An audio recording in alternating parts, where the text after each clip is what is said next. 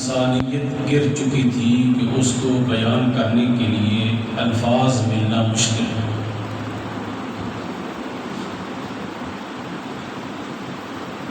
آپ کی آمد سے قبل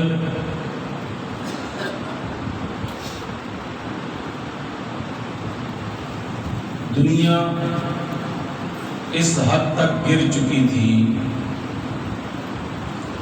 کہ دنیا کا کوئی رشتہ آپس میں پیار اور محبت والا باقی نہ تھا۔ انسانیت زخمی ہو چکی تھی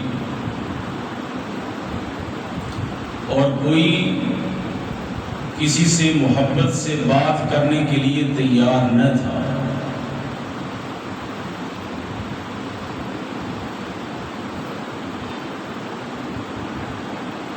بھائی بہن کا رشتہ، بھائی اور بہن کا رشتہ،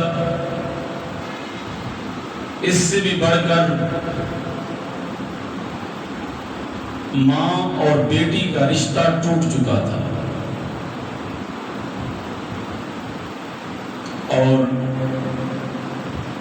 بیٹا اپنے حقیقی والد کو اپنا غلام سمجھتا تھا اور اپنے دوستوں کو اس پر ترجیح دیتا تھا۔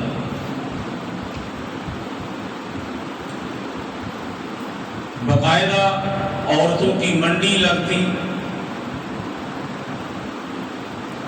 عورتوں کی بولیاں لگتی، عورتوں کو بنا سنوار کر شو پیس کی طرح لوگوں کے سامنے پیش کیا جاتا، اور اپنی خواہش نفسانی کو پورا کرنے کے لیے جس کے من میں جو آتا، جس کو پسند کرتا، وہ خرید کر لے جاتا اور ظلم کی انتہا کر دیتا۔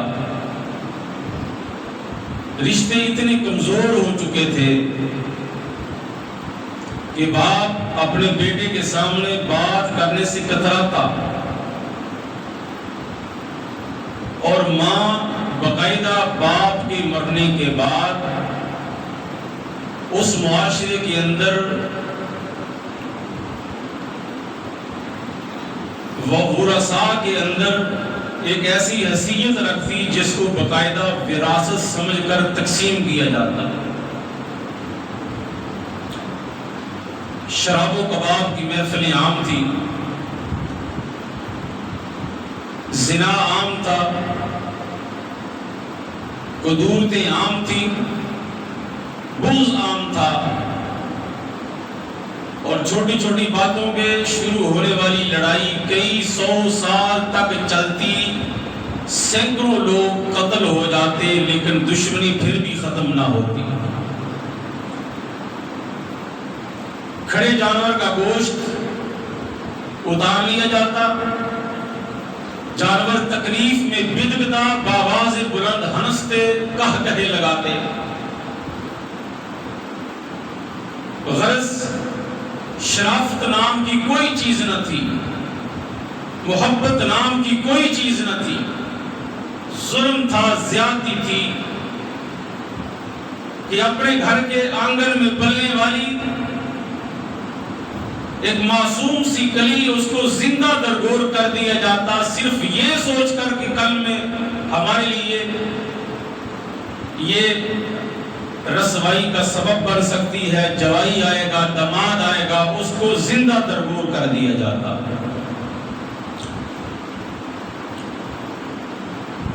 ان حالات میں پھر اللہ کے رسول صلی اللہ علیہ وسلم دنیا میں تشریف لائے، اور پھر آپ نے انسانیت کا ٹوٹا ہوا رشتہ دوبارہ جوڑا اور بحال کیا، اور پھر آپ نے ان رشتوں میں اتنی جان ڈالی اور نفرتوں کو محبتوں میں اس انداز میں تبدیل کیا کہ پھر وہی لوگ جو کسی کو دیکھنا پسند نہیں کرتے تھے، وہ خود تو بھوکے رہتے ہیں، لیکن دوسروں کو کھانا کھلانا، دوسروں پر اپنی جان نچھاور کرنا اپنا ایمان سمجھتے ہیں، اپنے لیے سعادت سمجھتے ہیں۔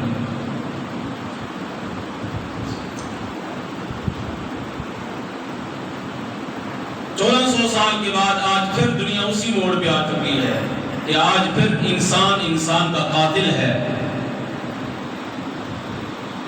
اور خونی رشتے کچے دھاگوں کی طرح ٹوٹتے جا رہے ہیں، نفرتیں عام ہوتی جا رہی ہیں، بغض عام ہوتا جا رہا ہے، اور آج پھر کسی سے کوئی محبت سے بولنے کے لیے تیار نہیں ہے۔ ضرورت ہے اس دور میں پھر تعلیمات نبوی کو عام کر کے، سمجھ کر، پڑھ کے اس پر عمل کیا جائے، تاکہ ہماری انسانیت کے ٹوٹے ہوئے رشتے دوبارہ بحال ہو سکیں۔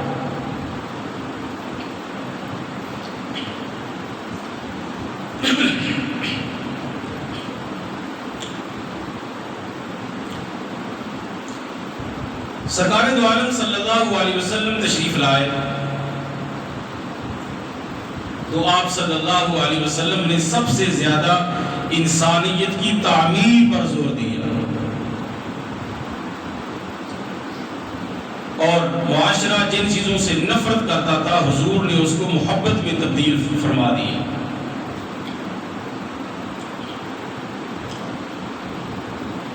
چنانچہ قرآن کریم کی آیت مبارکہ اللہ فرماتے ہیں وَلَقَدْ كَرَّمْنَا بَنِي آدم، 15واں پارہ اللہ فرماتے ہیں ہم نے انسان کو ساری کائنات سے افضل بنایا، عزت عطا فرمائی، شرف عطا فرمایا، بلندی عطا فرمائی، کہ ساری کائنات کے اندر جتنی مخلوقات ہیں ان میں سے جو زیادہ مرتبہ ہم نے انسان کو عطا کیا ہے وہ کسی اور کو نہیں ملا۔ اور جس کو اللہ عزت عطا فرمائی، جس کو اللہ بلندی عطا فرمائی، اس کو کوئی آدمی حقارت کی نظر سے دیکھے یہ میرے اللہ کو پسند نہیں۔ معاشرے کے اندر رہنے کا کیا طریقہ ہے، حضور نے کس انداز میں اس معاشرے کی تعمیر کی، کس انداز سے ان کو اخلاق سکھائے، اس کو اگر سمجھنا ہے تو آئیے قرآن کریم کھولتے ہیں۔ 26واں پارہ سورۃ الحجرات آیت نمبر 10، رب العالمین اپنی مقدس کتاب قرآن مجید فرقان حمید کے اندر اعلان فرما رہے ہیں، فرمایا بسم اللہ الرحمن الرحیم،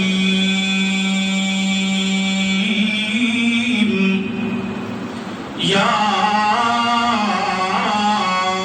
ایھا الذین آمنوا لا یسخر قوم من قوم عسى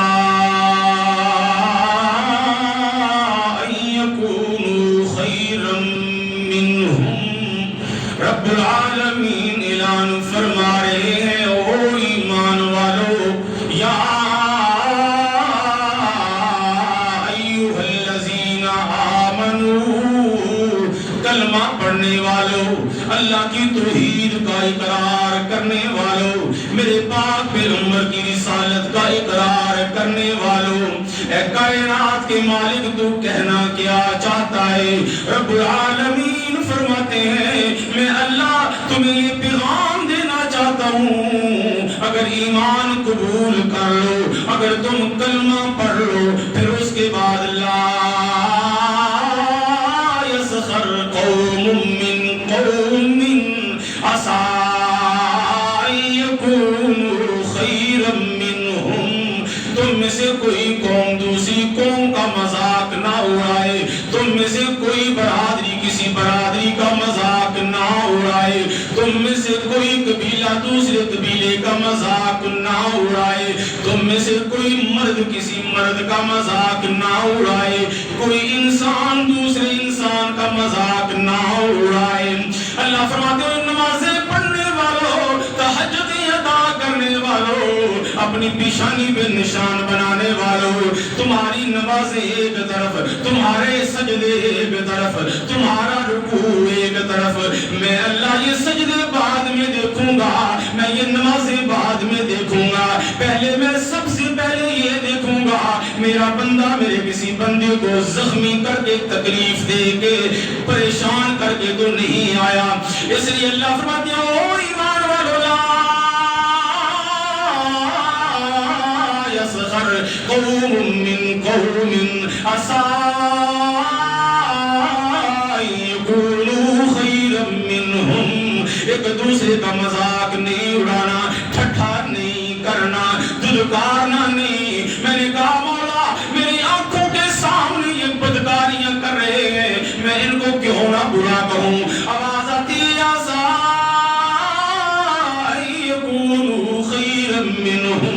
میرے بندے تجھے پتہ نہیں شاید یہ رات کی تنہائیوں میں رو رو کر آنکھوں سے آنسو بہا کر مجھے راضی کر چکا ہو. تیری نظروں میں یہ بدکار ہے، میری نظروں میں یہ شب زندہ دار ہے. ہو سکتا ہے تو سمجھتا ہے یہ بہت ہی گناہگار ہے، گرا ہوا ہے، تو مذاق اڑاتا ہے یہ ایسے ہے یہ ایسے ہے یہ ایسے ہے. اللہ فرماتے ہیں کیا پتہ رات کو کسی لمحے میں اٹھ کے اس نے اپنے بستر کو چھوڑ کے مسجد میں آ کے میرے سامنے جھک کے مجھ سے معافی مانگ لی ہو اور عسى يكونوا خيرا منهم، یہ ان سے اچھا ہو چکا ہو، یہ ان سے بہتر ہو چکا ہو. یہ میرا اور اس کا معاملہ ہے، ٹھٹھا نہ کر، مذاق نہ اڑا. پہلا پیغام سورۃ الحجرات، اللہ ایمان والوں کو مخاطب کر کے کہہ رہے ہیں مذاق نہیں اڑانا، مذاق نہیں اڑانا ہے. پھر اللہ فرماتے ہیں دوسری بات فرمایا وَلَا نِسَاءٌ مِّن نِّسَاءٍ، کوئی عورت کسی دوسری عورت کا مذاق نہ اڑائے. بندے پھر بھی کچھ برداشت کر جاتے ہیں، لیکن اللہ نے حضرت انسان کو بنایا وہ سمجھتا ہے کہ اس کی فطرت کیا ہے، اس لیے اللہ نے عورتوں کا خاص طور پر ذکر فرمایا. اللہ فرماتے ہیں وَلَا نِسَاءٌ مِّن نِّسَاءٍ، کوئی عورت کسی دوسری عورت کا مذاق نہ اڑائے، ہنسی نہ کرے، اس کو پریشان نہ کرے، اس کے عیب تلاش نہ کرے، کیونکہ عورتوں کی نظر سر سے پاؤں تک ایک ایک چیز نوٹ کرتی ہے. پھر محفل میں جا کے مذاق اڑاتی ہے، وہ ایسے ایسے چلنا، ایسے اٹھنا، ایسا لباس، ایسا کھانا، ایسا پینا. اللہ فرماتے ہیں عورتوں سے وَلَا نِسَاءٌ مِّن نِّسَاءٍ، عورتیں جو مجھے ماننے والی ہیں، میرے نبی کو ماننے والی ہیں، وہ کسی کا عیب نہیں نکالیں گی، پردہ ڈالیں گی. کیوں؟ فرمایا عَسَىٰ أَن يَكُنَّ خَيْرًا مِّنْهُنَّ، ہو سکتا ہے مذاق کرنے والی سے جس کا مذاق اڑایا جا رہا ہے وہ اس سے زیادہ اعلیٰ ہو، افضل ہو. ضروری تو نہیں نا کہ یہ سمجھتی ہے میں ہی ٹھیک ہوں، اللہ کی نظر میں ہو سکتا ہے اس کا مقام زیادہ ہو. اس لیے اللہ کا قرآن کہہ رہا ہے عورتوں کو خصوصی طور پہ پہلے ایمان والوں کو مخاطب کیا اور پھر اس کے بعد اللہ فرماتے ہیں خصوصی طور پہ عورتوں کو مخاطب کر کے فرمایا اور ایک عورت دوسری عورت کا مذاق نہ اڑائے. اور پھر جب یہ سلسلہ چلتا ہے نا تو پھر اس کے بعد ہمیشہ کے لیے ناراضگیاں، خاندان ٹوٹ جاتا ہے، بکھر جاتا ہے.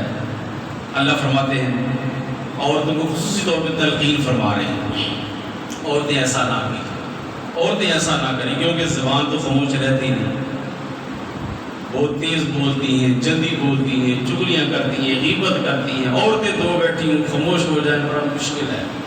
اس لیے اللہ نے خصوصی طور پہ عورتوں کا ذکر کیا کہ عورتیں ایک دوسرے کا مذاق نہ اڑائیں. قرآن کریم کی اس آیت مبارکہ کو آئیے ہم اس کی تفسیر سمجھنے کے لیے در مصطفیٰ پہ جاتے ہیں.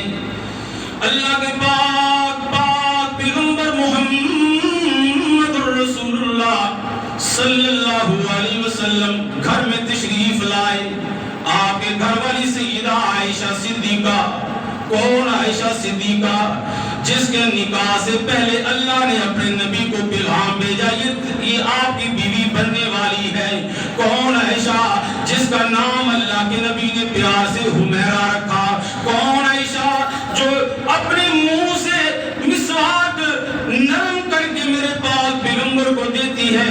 کون عائشہ جہاں سے وہ منہ لگا کر برتن کو پانی پیے اسی جگہ سے میرا نبی عائشہ کا بچا ہوا پانی، جھوٹا پانی خود وہی سے منہ لگا کر پیے. کون عائشہ جہاں اللہ کے رسول باہر لے کے جائیں وہاں پہ رات کو دوڑ آپس میں مقابلہ کرے.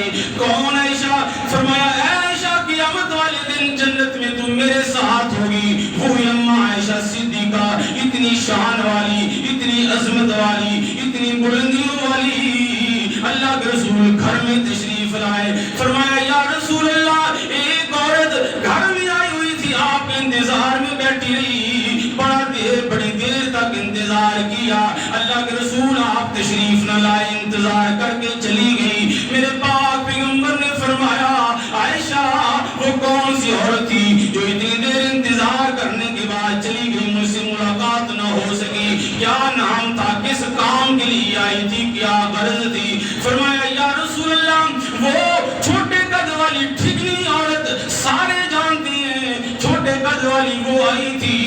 اللہ اکبر, انتظار کرتی رہی, آپ نہیں آئے, چلی گئی. میرے پاک پیغمبر غصے میں آ گئے, حضور کا چہرہ متغیر ہو گیا, اللہ کے رسول کا چہرہ سرخ ہو گیا. صحابہ فرماتے جب اللہ کے رسول غصے میں آتے, جب اللہ کے رسول جلال میں آتے, آپ کا چہرہ یوں محسوس ہوتا جیسے انار کو نچوڑا جا رہا ہے.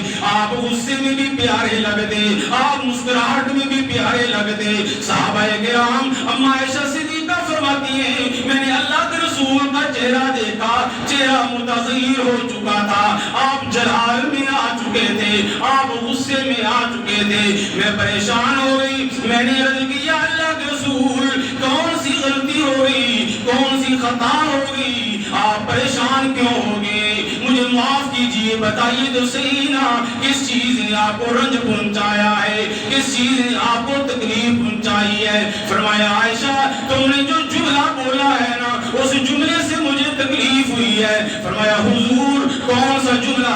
فرمایا عائشہ تم نے اس عورت کے بارے میں کہا ہے نا وہ ٹھگنی عورت, وہ ٹھگنی عورت کہنا یہ مجھے پسند نہیں آیا. فرمایا اللہ کے رسول اس بات پہ اتنا غصہ, اللہ کے رسول نے فرمایا عائشہ اللہ پاک کی قسم یہ جو تو نے اپنی زبان سے جملہ ادا کی ہے اس عورت کے متعلق یہ ٹھگنی عورت. فرمایا عائشہ اگر سمندر کے اندر آپ کا یہ ایک جملہ ڈال دیا جائے سارے سمندر کا کڑوا, سارے سمندر کا میٹھا پانی کڑوا ہو جائے. یہ اتنا خطرناک جملہ ہے جو تم نے اس عورت کے بارے میں بولا ہے.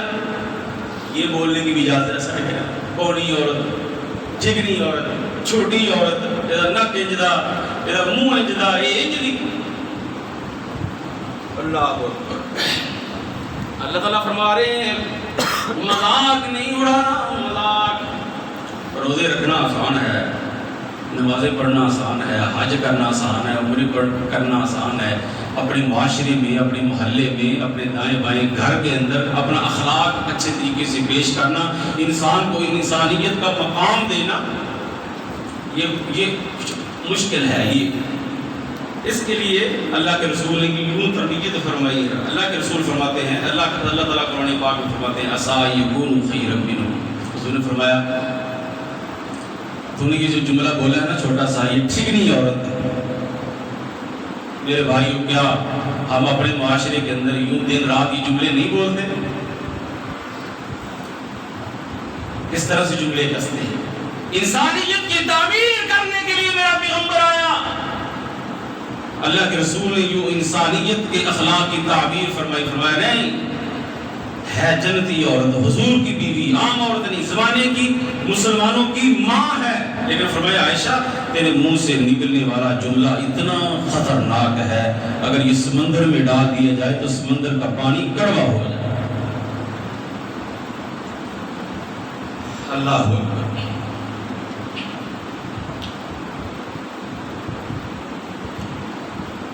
فرمایا وَلَا تَلْمِزُوا أَنفُسَكُمْ. اللہ فرماتے ہیں اور اس کے بعد تیسری بات, یہ سمجھ لیجیے کہ درس قرآن ہو رہا ہے, ہم قرآن کی بات کر رہے ہیں, اور بہترین تقریر وہی ہوتی ہے جو قرآن کی ہو. فرمایا وَلَا تَلْمِزُوا أَنفُسَكُمْ. دائیں بائیں بیٹھنے والے, دن رات چلنے والے, محلے والے, کان لگا کر جستجو میں بیٹھ کر ان کے عیب نہ تلاش کیا کرو ورنہ روزہ ختم ہو جائے گا. صبح سے لے کر شام تک اپنے منہ کو بند رکھنا یہ مجھے پسند نہیں میرے بندے. میں تو یہ چاہتا ہوں تیری آنکھوں کا بھی روزہ ہو, تیرے منہ کا بھی روزہ ہو, تیرے کانوں کا بھی روزہ ہو, تیرے پیٹ کا بھی روزہ ہو, تیری ٹانگوں کا بھی روزہ ہو, تیرے پاؤں کا بھی روزہ ہو. فرمایا یہ روزہ اسی وقت ہو سکتا ہے. وَلَا تَلْمِزُوا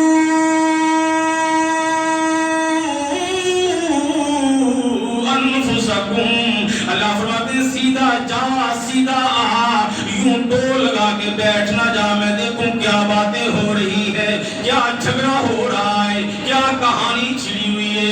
اللہ فرماتے ہیں میرے بندے نہ عیب تلاش نہ کر، میں اللہ کہہ رہا ہوں۔ میرے مولا اپنی آنکھوں سے دیکھ کر پردہ کیسے ڈال دے؟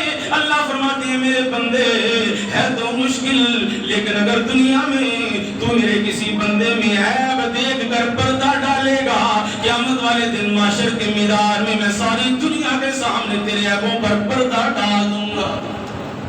انسانیت کی تعمیر کی ہے میرے باپ۔ فرمایا وَلَا تَنَابَزُوا بِالْأَلْقَابِ، پہلی چیز مذاق نہیں اڑانا۔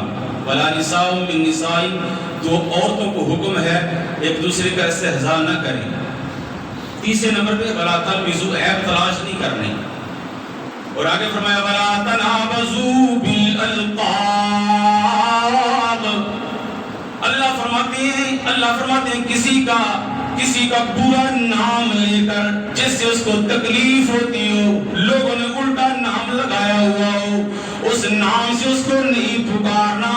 یہ کوئی دنیا کا عام مفسر، دنیا کو کوئی عام مقرر، کوئی رائٹر، کوئی فلاسفر نہیں کہہ رہا، یہ پیغام اللہ دے رہا ہے۔ اور ایمان والو، ایمان تب ہے جب تمہاری زبان سے اچھا جملہ نکلے، الٹا نام لے کر نہیں پکارنا۔ وَلَا تَنَابَزُوا بِالْأَلْقَابِ، میرے پاک پیغمبر مدینہ منورہ میں تشریف لائے، آپ نے بنو سلمہ کے لوگوں کے 2 3 4 نام تھے، اللہ کے رسول نے انہی کا نام لے کر پکارنا شروع کر دیا۔ عام لوگ لیتے تو تکلیف ہوتی، اللہ کے رسول نام لیتے تکلیف محسوس تو نہ کرتے، لیکن یہ سمجھتے کہ یہ نام اچھا نہیں۔ لیکن ایک صحابی نے عرض کیا اللہ کے رسول آپ نے جس نام سے اس کو پکارا ہے نا، یہ اچھا نہیں کر سمجھتا، یہ پسند نہیں کرتا۔ اسی وقت قرآن کی آیات یہی نازل ہو گئی، اللہ نے فرمایا قیامت تک آنے والے میرے ماننے والے کسی کو برے نام سے نہیں پکاریں گے۔ فرمایا وَلَا تَنَابَزُوا بِالْأَلْقَابِ، برے نام سے کسی کو نہیں پکارنا ہوتا، کسی کو الٹا نام ہوتا ہے، جیسے پیچھے گزر گیا ٹھگنے کا دوارا، بونی، کوڈو، فلاں۔ اللہ کا قرآن اس طرح سے انسانیت کی تعمیر کر رہا ہے، یہ تربیت ہو رہی ہے، یہ پرورش ہو رہی ہے۔ میں کہتا ہوں ظاہری احکام اسلام کے بڑے آسان ہیں، لیکن عملی طور پر پریکٹیکل اپنے آپ کو پیش کرنا اس انداز سے کہ المسلم من سلم المسلمون من لسانہ ویدہ، حضور نے مسلمان کی تعریف کیا کی ہے؟ مسلمان وہ ہے جس کے ہاتھ سے اور جس کی زبان سے دوسرے مسلمان محفوظ رہے۔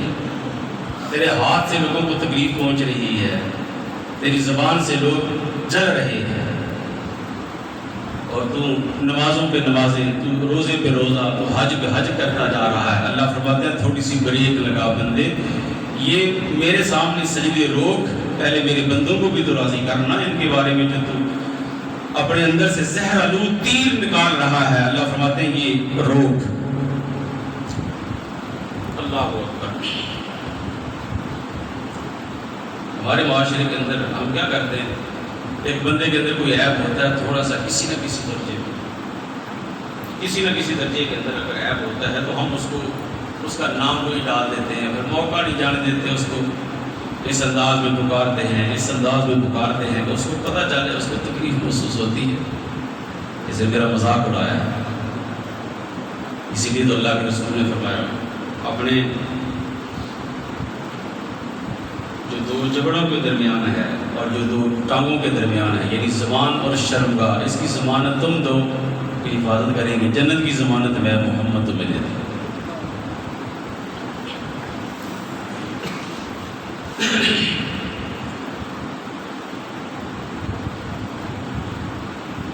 اللہ فرماتے ہیں بیس الاسم الفسوق بعد الایمان، ایمان لانے کے بعد اس طرح کی حرکتیں کرنا اچھا نہیں، اللہ کو پسند نہیں۔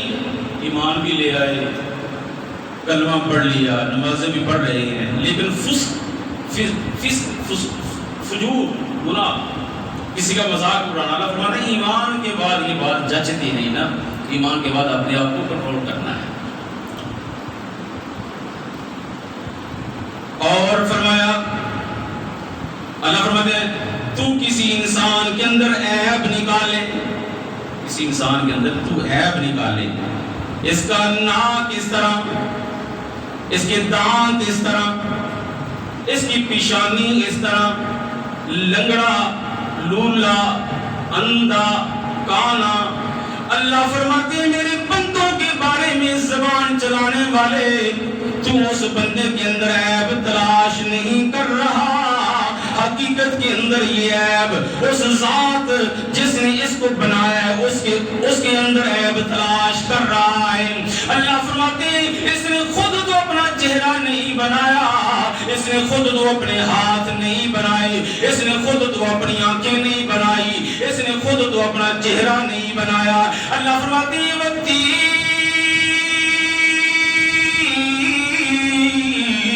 والزيتون وطور سينين وهذا البلد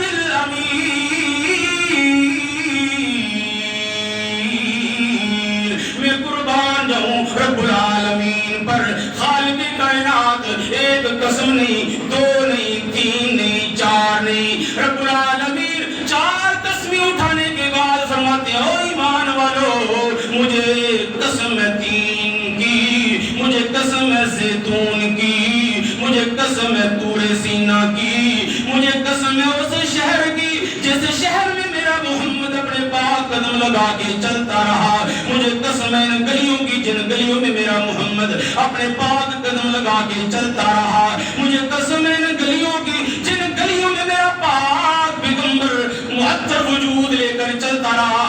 یا اللہ یہ قسمیں کیوں اٹھا رہا ہے؟ اے اللہ دنیا کے اندر کسی کو اطمینان دلانے کے لیے قسموں کی ضرورت پڑتی ہے, تو کائنات کا بادشاہ ہے, تجھے قسمیں اٹھانے کی ضرورت کیوں محسوس ہوئی؟ اللہ فرماتے ہیں میں بندوں کو یقین دلانا چاہتا ہوں آنے والا مضمون کوئی عام مضمون نہیں, بڑا خاص مضمون ہے. میرے مولا کیا مضمون ہے؟ اللہ فرماتے ہیں میں چار قسمیں اٹھا کے کہتا ہوں لقد خلقنا الانسان فی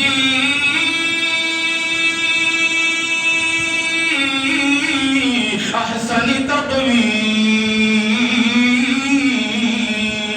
میں نے انسان کو اپنے ہاتھوں سے بڑا خوبصورت بنایا ہے, میں نے انسان کو اپنے ہاتھوں سے بڑا خوبصورت بنایا ہے. قسمیں اٹھا کے اللہ کہتا ہے تو کہتا ہے تیرا ناک جدا, منہ جدا, دند جدے, پھر تو لنگڑا, تو اللہ, تو کانا. اللہ فرماتے ہیں انہوں چھڑ تم میرے نال لڑائی لے رہے ہیں, تیری جنگ میرے نال ہے, مینوں کہہ رہے ہیں اللہ ہو.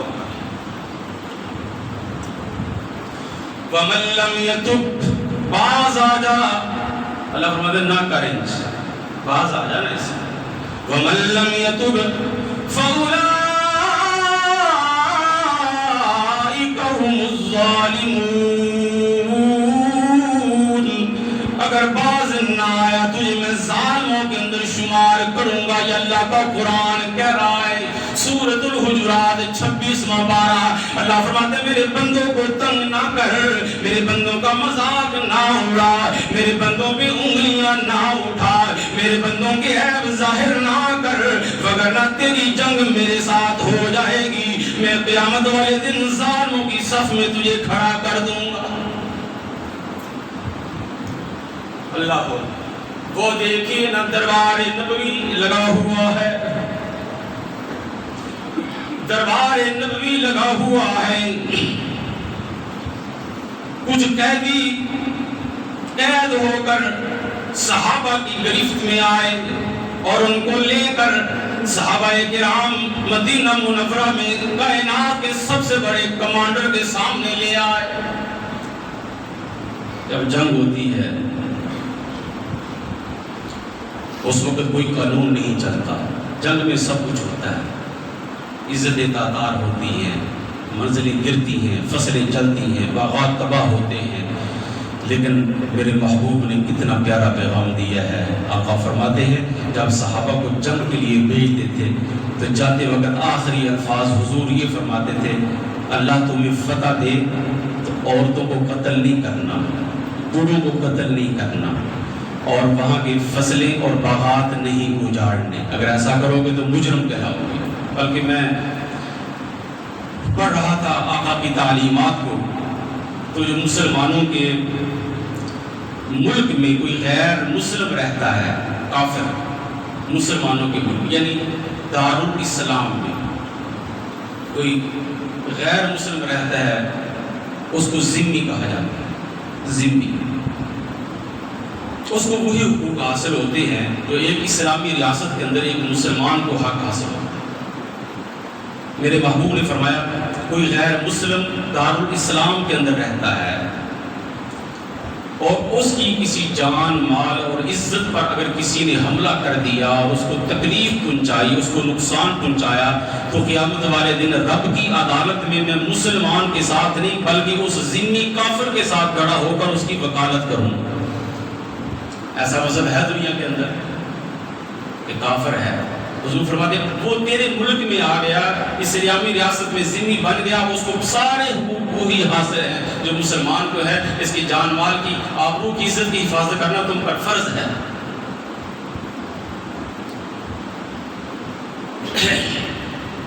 دربار نبی لگا ہوا ہے، صحابہ کرام تشریف فرما گئے، یا رسول اللہ اتنے قیدی فلاں جگہ سے آ گئے ہیں، آئیے ذرا آ کے ان کا معائنہ مشاہدہ کیجیے۔ اللہ کے پاک پیغمبر محمد رسول اللہ صلی اللہ علیہ وسلم تشریف لائے، آپ نے دیکھا ان قیدیوں کے اندر ایک عورت، ایسی عورت ہے جس کے سر سے دوپٹہ اترا ہوا ہے، بال بکھرے ہوئے ہیں، سر سے دوپٹہ اترا ہوا ہے۔ میرے محبوب نے بھی پوچھا یہ کون ہے، یہ کہاں سے آئی، اس کا جرم کیا ہے؟ کچھ عشق نبوی کا دعویٰ کرنے والوں اور کلمہ پڑھنے والوں، کلمہ گو کی صفت کیا ہے؟ نبی کا نام لینے والوں۔ میرے محبوب کی نظروں نے جب یوں دیکھا،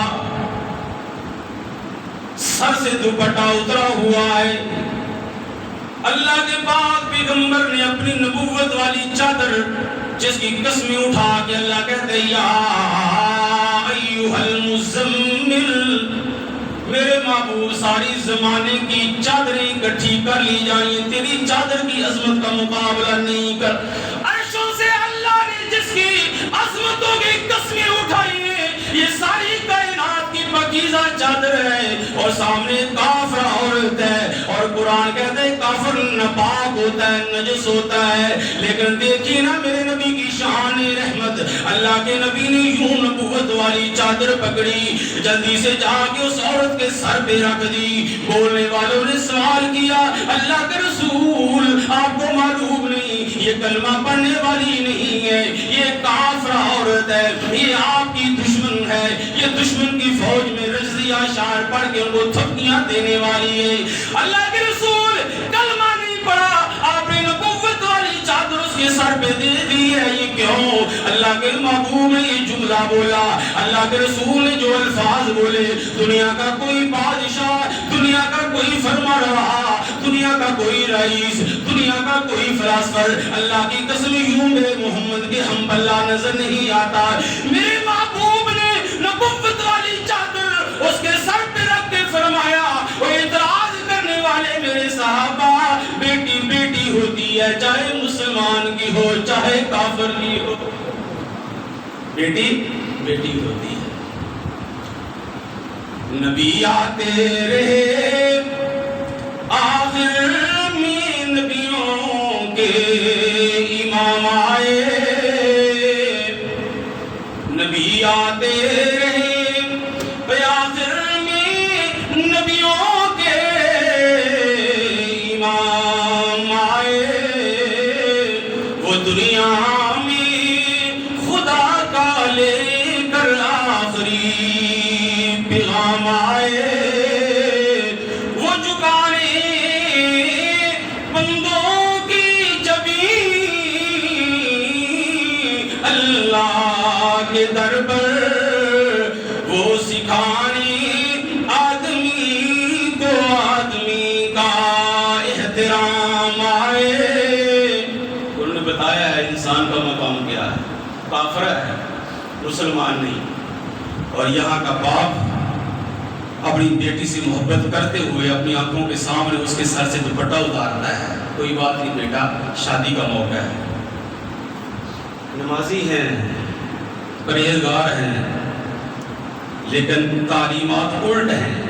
حضور نے کافر کی بچی کے سر پہ دوپٹہ دیا, اور آج کا مسلمان اپنی بیٹی کے سر سے دوپٹہ اتارتا ہے. اللہ اکبر. میں قرآن کی بات کر رہا تھا. میرے محبوب نے اس عورت کے سر پہ دوپٹہ رکھا. کافرہ عورت, کافرہ عورت. یہاں تو برادری میں کوئی مخالف آ جائے نا تو اس کی بیٹی کو عزت, اس کی بیٹی کی عزت کو تار کرنے کا موقع مل جائے, میرا ایمان پیچھے ہٹ جاتا ہے. ہم اس کو معاشرے میں ننگا کر دیتے ہیں. اور اسلامی ریاست اگر ہوتی, اسلامی قانون ہوتا, کسی کی بچی پہ الزام لگانا, اس کے اوپر حد لگتی, 80 کوڑے لگتے. میں اکثر کہا کرتا ہوں اگر یہاں اسلامی قانون ہوتا, جس انداز میں لوگوں کی بچیوں کو ہم روندتے ہیں اور جس طرح سے ان کی عزتیں تاطار کرتے ہیں, الزام لگاتے ہیں, اشتہار لگاتے ہیں اور مارکیٹ میں ان کا نام لے کے آتے ہیں, ہم سب کو حد قذف لگتی, 80 کوڑے لگتے. تم نے مسلمانوں کی عورتوں کو بدنام کیا. اللہ. میرے محبوب نے فرمایا کون؟ کہنے والوں نے کہا یہ کوئی عام عورت نہیں, یہ حاتم تائی کی بیٹی ہے. کون ہے؟ یہ حاتم تائی کی بیٹی ہے جو قید ہو کر آئی ہے اور سر سے دوپٹہ اترا ہوا ہے. میرے محبوب نے اس کے سر کے اوپر چادر رکھی, عام چادر نہیں, نبوت والی چادر. اور میں یہ سمجھتا ہوں کہ جس چیز کی نسبت حضور سے ہو جائے, ہمارا عقیدہ یہ ہے اہل سنت والجماعت کا, آقا جہاں تشریف فرما ہے, حضور سے, حضور کے جسم سے جو زمین کا حصہ لگا ہوا ہے, خاک, مٹی, وہ اتنی اعلیٰ ہے, اتنی اعلیٰ ہے, اتنی اعلیٰ ہے کہ آسمان پر رب کا عرش بھی محمد الرسول اللہ سے لگی ہوئی مٹی کی عظمت کا مقابلہ نہیں کر سکتا. پتھر کو اگر نسبت ہو جائے وہ بھی اعلیٰ, مٹی کو نسبت ہو جائے وہ بھی اعلیٰ, لکڑی کو نسبت ہو جائے وہ بھی اعلیٰ. اور جب ایک انسان کو حضور سے نسبت ہو جائے, میں کہتا ہوں جب آقا نے یوں اس بیٹی کے سر پہ چادر رکھی ہوئی ہوگی نا, عرش سے آواز آئی ہوگی محمد تیری چادر کی حیا ہم کریں گے, آج کے بعد یہ ساری زندگی تیرا کلمہ پڑھے. اللہ. فرمایا کون؟ اللہ کے رسول یہ حاتم تائی کی بیٹی ہے, بڑا سخی تھا اور اس کی سخاوت کے چرچے بڑے تھے. میرے محبوب نے فرمایا بیٹی تو یہاں محفوظ ہے, تجھے امان ہے, اگر یہاں رہنی چاہتی ہے تو ٹھیک ہے, اگر جانا چاہتی ہے تب بھی تیری مرضی ہو. کہنے لگی بڑے باپ کی بیٹی ہوں, اکیلی چلی گئی, کوئی تانا دینے والا دے گا, اپنا مطلب نکالا, نکل گئی. سنا ہے سخی ہیں آپ, کریم ہیں, شفیق ہیں, اگر مجھے رہا کرنا ہے تو میرا سارا قبیلہ رہا کیا جائے. میرے محبوب نے فرمایا بڑے باپ کی بیٹی ہے, تیرا باپ سخی تھا, نیک صفت والا تھا, جا ہم نے تجھے بھی تیری برادری کو بھی رہا کر دیا. اس کے بعد اللہ کے رسول نے فرمایا یہاں رہنا چاہتی ہے, جانا چاہتی ہے؟ کہا یا رسول اللہ جانا چاہتی ہوں. حضور فرماتے ہیں صحابہ کی ڈیوٹی لگائی, 3-4 راتوں کا دن کا سفر تھا. فرمایا اس کو لے جاؤ اور اس کے گھر میں چھوڑ دینا, اور اس کا بھائی عدی بن حاتم حضور کا دشمن ہے, ابھی کلمہ نہیں پڑھا, لیکن وہ ساری باتیں حضور نے چھوڑ دی. کیوں؟ اس لیے کہ اوپر سے سرٹیفکیٹ مل چکا ہے نا, وما ارسلناک الا رحمۃ للعالمین. وہ 3 آدمی یا 4 آدمی ایک اجنبی عورت کو لے کر پرائے دیش میں دور چھوڑنے کے لیے چلے گئے آقا کے حکم پہ. راتیں بھی آئی, دن بھی آئے, وہاں رستے میں رکے بھی, کھانا بھی کھایا, پانی بھی پیا, لیکن اس سارے سفر کے دوران صحابہ نے اپنی نظریں اٹھا کے اس عورت کو نہیں دیکھا. آج اپنی نظروں کی حفاظت کر اور دیکھ تیری نظر کا کردار کیا ہے. وہ نظر جب وہ وہاں پہنچی اپنے گھر میں، اس کا بھائی عدی بن حاتم شکست خوردہ آدمی اپنی آنکھوں میں انتقام کا خون لے کر یہ سوچتا ہوا کہیں آبرو لٹ نہ گئی ہو، ہاتھ میں تلوار لیے کھڑا ہے کہ میری بہن اشارہ کرے میں ان کی گردنیں اڑا دوں۔ سب سے پہلے پوچھتا ہے کیا ہوا، کیا ماجرا ہوا، ان کے بارے میں تیرا کیا خیال ہے؟ انہوں نے کہا حاتم طائی کی بیٹی صفانہ کہتی ہے بھائی اپنی نظریں نیچے کر، اپنی تلوار نیچے کر، رب کعبہ کی قسم جو حیا میں نے محمد کے سپاہیوں نے دیکھی ہے وہ حیا میں نے تیری آنکھوں میں بھی نہیں دیکھی۔ اور اس نے کہا کیا کیا محمد صلی اللہ علیہ وسلم نے تیرے ساتھ کیا معاملہ کیا؟ اس نے کہا نہ پوچھ محمد کا، اللہ کی قسم حاتم طائی کی بیٹی ہوں، حاتم طائی کی موجودگی میں، حاتم طائی کے گھر میں حاتم طائی کی بیٹی نے اپنے آپ کو اتنا محفوظ نہیں سمجھا جتنا محمد کے دربار میں حاتم طائی کی بیٹی نے اپنے آپ کو محفوظ سمجھا۔ یہ تعلیمات انسانی ہے۔ اللہ اکبر یا حی یا قیوم۔ تو اللہ تعالیٰ نے اس موقع پہ ہمیں یہ پیغام دیا، یہ رمضان کا مہینہ ہے۔